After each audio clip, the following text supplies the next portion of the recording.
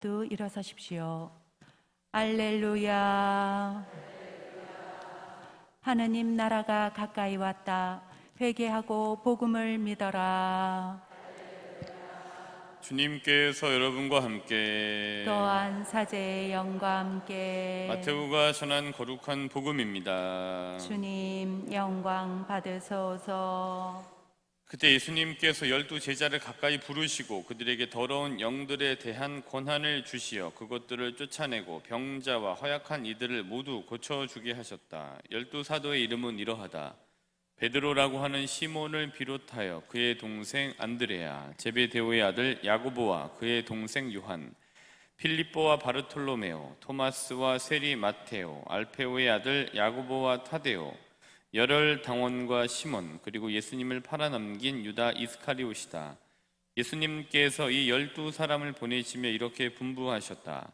다른 민족들에게 가는 길로 가지 말고 사마리아인들의 고을에도 들어가지 마라. 이스라엘의 집안에 길 잃은 양들에게 가라. 가서 하늘나라가 가까이 왔다 하고 선포하여라. 주님의 말씀입니다. 그리스도님 찬미합니다. 모두 자리에 앉으십시오. 자기가 이미 가지고 있어서 자기가 가지고 있는 상황 속에서 살고 있고 그걸 좀 누리고 있고, 그래서 있는 것을 누군가가 있다고 하는 말을 들었을 때는 뭐 감흥이 그렇게 별로 크지 않을 것 같아요. 근데 이제 자기가 이미 그런 것들을 많이 상실해 가고 있고 거기에서 이렇게 많이 밀려나고 있다, 그리고 그 상황 속에 있다고 이렇게 누군가에게 그냥 제가 사는 세상에서 그렇게 규정되어져 있는 기준 자체에서 이렇게 밀려나고 있다는 생각을 하고 있는 찰나에 아니다, 그렇지 않다, 당신 아직도 이렇게 이미 그렇게 생각할 필요 없이 그게 계속 있는 것 같다라는 말을 들으면 본인은 크게 상실해 가고 있다라고 생각이 들었는데, 그게 아니라 그거 크게 상실해 가고 있지 않다라는 얘기를 들었을 때는 가지고 있는 거를 있다고 들었을 때와는 다르게 굉장히 좀 감흥이 클 수 있는 것 같아요. 그게 바로 이런 얘기인 것 같아요. 젊어 보이세요? 라고 하는 얘기가 그 감흥인 것 같아요. 그러니까 이미 이제 젊은 사람들은 이미 그 상황 속에 있고 그걸 뭐 누리고 있고 자기가 젊은지 아닌지도 모르죠. 근데 그런 얘기를 하고 있는 저도 누군가보다는 젊을 수 있지만 누군가보다는 훨씬 또 나이가 많을 수 있는 거거든요.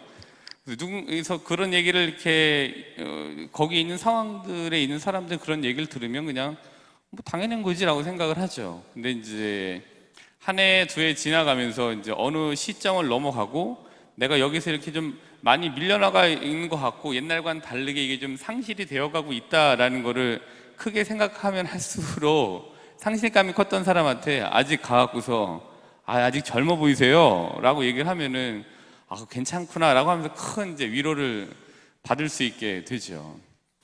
그래서 이제 드리고 싶은 말씀은 이제 본인이 생각하시는 것보다 훨씬 젊으세요. 예, 여기 신자분들도 훨씬 더 젊으신 거예요. 그리고 젊어 보이시고 이전에 비해서 마이너스 한 10년을 하셔야 옛날에 그게 되는 것 같아요.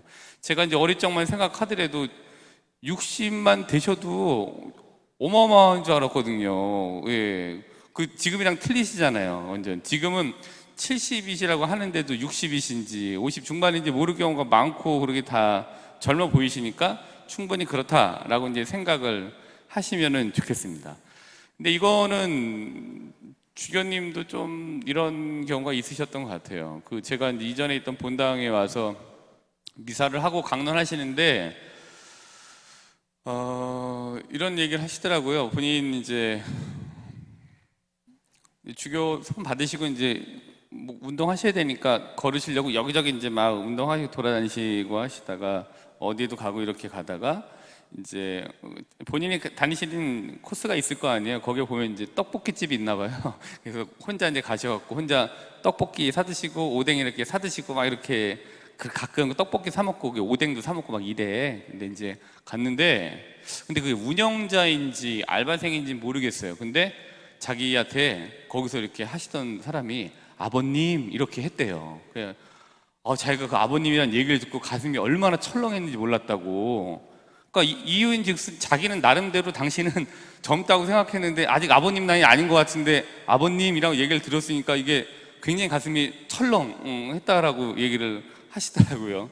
근데 그도 그럴 것이 주교님 이제 데리고 주교님 이제 서품 받으시고 대리구가 이제 6개 있다가 통합이 돼갖고 2개로 재편되고 이제 그거를 이제 선포하는 미사에 3분 주교님이 같이 오셨어요. 주교님 서품식인가? 하여튼 그런 이제 중에 왔었는데 뒤에 마티아 주교님도 계시고 리너 주교님도 계시고 사제단이 있고 신자분들 굉장히 많이 요한성당에서 해서 크게 했었는데 근데 주교님이 이제 오셔갖고서 그때 2번 했구나 그거를. 그래서 아마 그때 서품 그거 같은데 축하미사인가 그렇게 오셔갖고 뭐 마티아 주교님도 얘기 말씀하시고 리너 주교님도 말씀하시고 이렇게 얘기하시더니 이제 답사로 이제 문 주교님이 나오셔서 이제 답사를 하셨어요. 그래서 막 얘기 막 하시더니 이제 우리 앞에서 말씀하신 마티아 주교님과 리너 주교님 당신이 계신 대리구는 굉장히 잘 될 거다. 왜냐하면은 뒤에 계신 마티아 주교님과 리노 주교님은 나이가 많으신데 저는 젊기 때문에 우리 대리구는 잘 될 거예요. 뭐 이렇게 이제 말씀을 하셨어요. 근데 그렇게 젊다고 생각하시던 분이 언젠가 산책하다가 아버님 이 얘기를 들었으니 가슴이 철렁했겠구나 이제 생각이 들죠. 이제 그러니까 본인이 거기서 밀려나고 있다라고 생각하실 수 있는 계기가 됐을지도 몰라요. 그러니까 자신감이 뚝 떨어지셨을지도 몰라요. 내가 여기서 뒤처지고 있구나, 여기서 소외되고 있구나라는 생각. 그래서 우리가 이거를 포모 증후군이라고 얘기하잖아요. 그래서 fear of missing out 이렇게 돼갖고서 missing 되는, 그러니까 잊혀져 가고 온 것에 대한 fear, 두려움 이래서 되는데 아마 저도 이제 그걸 더 많이 겪겠죠. 그래서 거기에서 밀려나지 않을까라는 이제 그런 생각들의 어떤 두려움이 이제 있을 수도 있는데 이런 거 있지만 그래도 이런 상황에서 중요한 건 이거 같아요. 나 스스로가 그런 얘기를 듣더라도 나 스스로가 나를 먼저 인정해 주는 거예요. 난 아직 괜찮아. 난 아직 쓸만한데 왜 그래? 라고 하면서 본인 스스로 본인을 이제 인정해 주는 게 가장 이제 좋은 출발점인 것 같아요. 남들도 그렇게 보는데 나 스스로 맞아. 나는 이제 밀려나고 있어라고 생각을 하면 비참함이 더 두 배가 되겠죠. 근데 충분히 그렇지 않으시니까 그렇기 때문에 내가 나 스스로, 그리고 사실이잖아요. 아직 충분하시죠. 이게 뭐 모자라시지 않잖아요. 그러니까 나 스스로 난 아직 괜찮아. 난 아직 사실이니까 난 아직 괜찮아라고 자기 스스로 본인을 인정해주는 이게 이제 필요한 것 같아요. 사람은 누구나 이렇게 인정을 받고 싶어 하잖아요. 저한테도 잘한다 그러면 저도 인정받으면 더 잘하죠. 근데 자꾸 잘하시는 분들, 우리 전임 신부님 같이 잘하시는 분하고 저를 자꾸 비교하시면 제가 자꾸 이제 주눅이 들어서 못하는 게 되잖아요. 그러니까 저한테 자꾸 잘한다 하면 뭐 더 잘할 거고, 저 스스로도 신자분들은 그렇게 생각하지만 저도 이제 저 스스로 그래 난 아직 잘하고 있어라고 이제 생각을 할 때 두 개가 맞춰져서 잘할 수 있게 되겠죠. 근데 본인 스스로 난 아직 안 돼라고 하면 안 되는 거고, 그래서 좀 본인 스스로 본인에 대해서 인정을 하시고, 그럴 때 이제 본인 스스로가 이제 그 인정받은 것에 대해서 일단 좋은 이제 시작할 수 있는 출발점이 될 수 있는 것 같아요. 그래서 오늘은 이 두 개를 보고 인정이라는 인정 욕구에 대한 키워드를 가지고 복음을 한번 같이 살펴보도록 하겠습니다. 마태복음 이제 10장 1절부터 7절인데요. 이제 제자들을 선발을 하시고 제자들을 이제 파견하는, 제자들 일일이 이제 이름을 다 언급을 했죠. 12제자를 언급을 합니다. 그래서 마태복음 10장 1절부터 7절까지.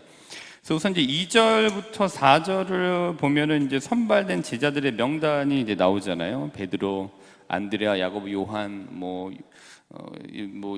알페오의 아들, 그다음에 필리포, 바르톨로메오, 이렇게 타데오, 시몬, 유다 이스카리오 등등의 이제 뽑혔던 제자들의 이름을 딱 언급을 합니다. 근데 이제 2절부터 4절까지 선발된 제자들의 명단을 이렇게 공개가 됐는데, 이 12사도가 이렇게 뽑히게 된 이들은 이제 이렇게 보실 수 있습니다. 이제 한 인턴 수습 기간을 마치고 정식 사원이 된 초보 정식 사원들이라고 이제 보시면 될 것 같아요. 그래서 이제 이 초보 인턴 이 수습 기간을 마치고 정식 기간 12명으로 딱 이제 선발이 돼서 어떤 이제 제도를 딱 안에 제도권 안에 이제 딱 들어왔어요. 근데 이들은 아직 초보예요. 정식 사원이 되긴 했지만 앞으로 갈 길이 수도 없이 많이 남은 초보 사원들이었는데 이들한테 이제 어떻게 하셨냐면은 이제 2절하고 4절이 시기적으로 가장 먼저이겠죠. 선발됐고 그 다음에 이제 1절이 그 다음에 이루어진 일일 것 같아요. 그래서 선발한 다음에 1절에 어떤 걸 했냐면은 예수님께서 12제자를 가까이 부르시고 그들에게 더러운 영들에 대한 권한을 주시어 그것들을 쫓아내고 병자와 허약한 이들을 모두 고쳐주게 하셨다. 즉 선발을 이제 하고 이제 정식으로 딱 오케이 이제 우리 회사 오케이 니네 이제 딱 정식 사원이야라고 딱 해놓고 이제 미션을 주는 거죠. 정식 사원에 맞는. 그러나 이제 초보라는 걸 감안해서 주시는 것 같아요. 그래서 권한을 부여해요. 어떤 권한이냐면은 치유, 또 구마에 대한 권한을 부여하십니다. 그리고 이제 이들이 그 권한을 가지고 그 권한을 행사해요. 일단 권한을 행사하고 나서 이게 되네? 치유가 됐네? 구마가 됐네? 라는 걸 확인하죠. 그럼 자신감을 이제 내가 쓸만하네? 뭐 이런 생각이 들었겠죠. 괜찮네? 이런 생각이 들었을 거예요. 그리고 자신감을 본인 스스로 일단 딱 확보하고, 근데 그거를 치유를 받았던 사람하고 구마에 이제 이렇게 마귀가 쫓겨 나가게 된 구마를 이렇게 했던 구마에 이 치유를 받았던 사람들 입장에서는 이제 그들을 보면 그들 입장에서는 자신감을 획득했지만 제자들 입장에서는 그 상대들 입장에서는 그 사람들을 보고 하나님께 뭐 감사했겠지만 일단 앞에 있는 당사자에게 굉장히 고마워했을 거 아니에요. 그러다 보니까 이제 사람들이 인정을 이제 받게 되죠. 예수님의 제자라는 사람들이 이렇게 하는구나. 그리고 특별히 그 제자 중에 그 원오브 댐 중에 베드로가 나 이렇게 해줬어라고 하면서 이제 그 베드로가 이제 인정을 이제 받게 되고 난 바르톨로메오가 해줬는데 바르톨로메오가 대단해. 바르톨로메오 이제 되고 여기서부터 이제 베드로파, 바르톨로메오파 이제 이렇게 쭉쭉 형성이 됐을 거예요. 그리고 덩어리가 커지게 되겠죠. 근데 어쨌든 자신감을 획득한 제자들 권한을 행사하고 그 다음에 그 권한 행사를 통해서 치유를 받았던 이들의 인정을 받게 되는 거죠.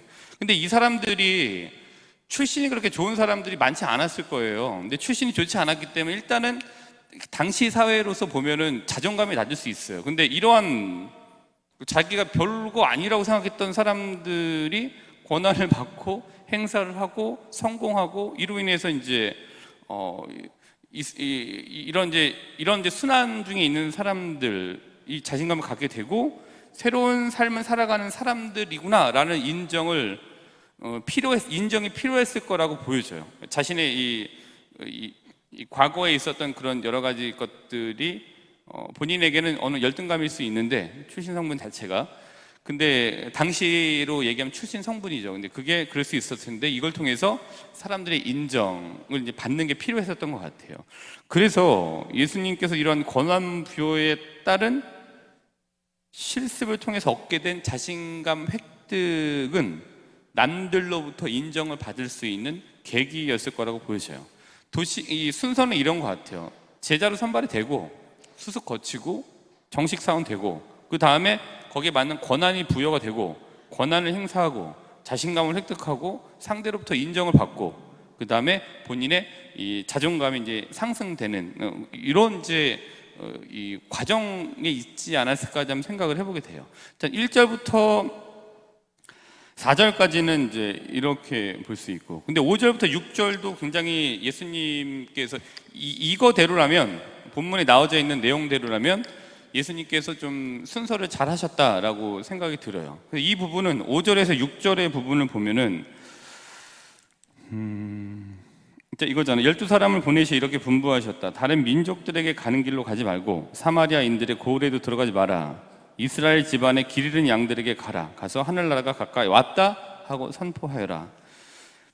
이제 목적은 하늘나라가 가까이 왔다라고 선포해라. 이거가 주 목적이었고 이 목적을 달성하기 위해서 이제 권한이 부여된 거고 뒷부분에 이제 내일 복음입니다만 이제 보면 이제 앓는 이 고쳐주고 죽은 이들 일으켜주고 구마하고 병자 치유해주고 이제 내일 복음에 나오는데 이제 이 부분 제가 예수님께서 제자들에게 얼마 되지 않은 이 제자단에 구성된 여기 초보 사원들한테 굉장히 예수님께서 잘 내리신 초보 사원들을 위한 지침이라고 생각이 드는 게, 왜냐하면은 다른 민족들 그리고 사마리아 사람들과의 관계를 한번 생각해 본다면, 고려해 봤을 때 제자들이 이들에게 받을 배타성이라고 하는 난제의 짐을 가지지 않을 수가 없어요. 난제의 짐을 덜어줬던 부분인 것 같아요. 일단은 다른 민족 가지 말고, 그다음에 사마리아 가지 말고, 일단 이 이스라엘 여기에서만, 이 사람들만 가지고 일단 해봐. 근데 왜냐하면은 다른 지역 사람, 같은 지역 사람끼리도 어려운데 민족 감정이 있죠, 지역 감정이 있죠 라고 하는데, 여기 있는 사람들한테 가서 실습을 한다는 거는 실천 범위를 넘어서서 아직 이 초보 정식 사원들한테는 그거를 감당하기 어려운 감정적인 감당 범위를 넘어선 거라고 봐요. 근데 이제 여기에 가서 최대한 이걸 줄여줘 갖고 지침을 내리셔 갖고 이들이 된다라는 거를 확인할 수 있는, 그래서 인정을 받을 수 있는 요 판을 만들어 주신 게 오늘 이 복음 말씀에 나와져 있는 5절과 6절의 예수님 지침이라고 봐요. 그러니까 오늘 이 본문만 갖고 제가 얘기하는 거예요. 여러 가지 겹붙여 갖고서. 그래서 이런 자신감 획득, 그리고 상대로부터 인정을 받을 수 있는 이 판을 만들어 주신 예수님의 모습을 제자 파견과 권한 부여와 이들의 그 권한 부여 행사에 따른 성공에서 이제 볼 수 있게 되는 것 같습니다. 그러니까 이제 이게 이런 이제 자신감들이 점점 붙게 되죠. 물론 나중에는 이런 거 기도하지 않으면 안 된다라고 하면서 하지 못했던 제자들도 있었지만, 근데 뭐 대체적으로는 이게 이제 이런 것들이 경험이 쌓여가면서 자신감을 갖게 됐고, 본인 스스로 또 남들에게 받는 인정을 통해서 자존감이, 제자로서의 자존감들이 높아져 갔으리라고 봐요. 예. 이제 이런 거를 우리가 또 창세기에서 볼 수 있는 게, 창세기 4장 1절부터 16절을 보시면은, 4장 1절하고 16절의 내용은 이제 카인하고 아벨입니다. 많이 이제 저희가 읽었던 본문이긴 한데, 뭐 카인이 무슨 어떤 잘못을 했든지 간에, 어떤 뭐 재물을 뭐 맛배를 안 드리고 뭐 딴 거를 뭐 드렸고 뭐 이런 걸 떠나서 카인이 하느님께 바랬던 것, 형이었던 카인이 하느님께 바랬던 거는 본인도 인정을 좀 받는 거였었습니다. 마치 네, 보면 카인도 계속 동생한테 이제부터 동생의 자리, 동생의 그 인정 때문에 하느님께로부터 좀 소외되고 밀려난다라고 하는 그 포모 증후군이 있었을 수도 있는 것 같아요. 근데 이제 이런 뒤처지는 것 같은 두려움이 이제 있었던 거로 제가 한번 생각을 해보면은, 카인이 좀 바랬던 거는 하느님께로부터 좀 인정을 받고, 형으로서 하느님께 인정을 받는 모습은 아벨의 형에 대한 감탄이었는지도 몰라요. 근데 이제 감탄은커녕 무시당하게 생긴 거 아니겠습니까? 이게 하느님께로부터 이렇게 되고. 그래서 이제 뭐 6절하고 7절에서 하느님께서 말씀하시는 카인의 상황이 있지만, 카인은 달랐던 거예요. 6절하고 7절 보시면은, 너는 왜 이렇게 화를 내고 어찌해서 얼굴을 떨어뜨리고 있어? 네가 옳게 행동하면 얼굴을 둘 수 있지 않느냐? 그러나 네가 옳게 행동하지 않으면 죄악이 문 앞에 도사리고 앉아 너를 노리게 될 터인데, 너는 그 죄악을 잘 다스려야 되지 않겠느냐? 이것도 인정 못 받는 거죠, 하느님한테. 예, 그러니까 이제 굉장히 카인 속상했던 심정들도 좀 이해가 돼요. 예. 근데 사실 카인도 지가 타고난 심성 이런 거 참 고치기 어려웠을 거예요, 그렇죠? 근데 그거와 함께 하느님께로부터 인정 못 받고 동생으로부터 감탄은 뭐 받아볼 수가 없고, 그러니까 자기의 인정을 가로챈 것만 같은 동생 아벨을 데리고 가서 결국엔 제거하게 되는 거죠. 미움의 끝은 제거예요. 제거. 안 봐야 되니까 저걸 어떻게든지 없애야 돼요. 예, 눈앞에서 안 보이게 해야 됩니다.